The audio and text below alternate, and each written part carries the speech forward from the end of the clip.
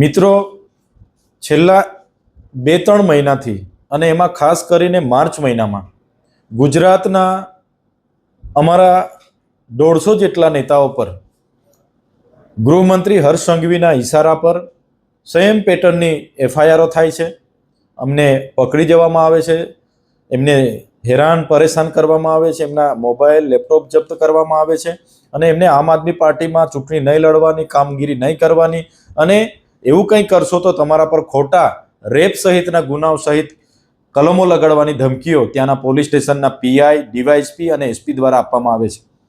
તમે જોયું હશે કે ગઈકાલે સાંજે 5 વાગે ખંભાળિયા ખાતેથી અમારા આમ આદમી પાર્ટીના કાર્યકરોને આ જ પ્રકારે પૂછપરછ કરવા માટે પોલીસ સ્ટેશને લઈ જવામાં આવ્યા. એમના મોબાઈલ, એમનું બધી સામગ્રી જપ્ત કરવામાં આવી. બાદમાં ખોટી એફઆઈઆર કરીને એ લોકોની કસ્ટડી લેવામાં આવી.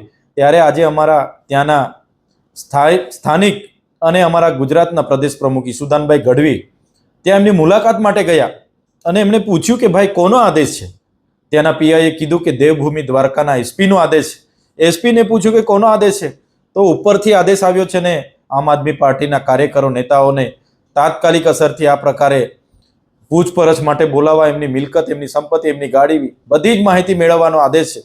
અને એ જ પ્રકારે ઈસુદાનભાઈ ગઢવીએ કીધું કે આ લોકશાહી છે. ત્યારે ઈસુદાનભાઈ ગઢવી પર જ ખોટી એફઆઈઆર કરીને એમને પણ એરેસ્ટ કરવામાં આવ્યા છે, જેની અમે સખત શબ્દોમાં નિંદા કરીએ છીએ અને ગુજરાતના ખેડૂતો, તમામ વર્ગના લોકોને કહેવા માંગીએ છીએ કે આ ગુજરાતની અસ્મિતાનો સવાલ છે.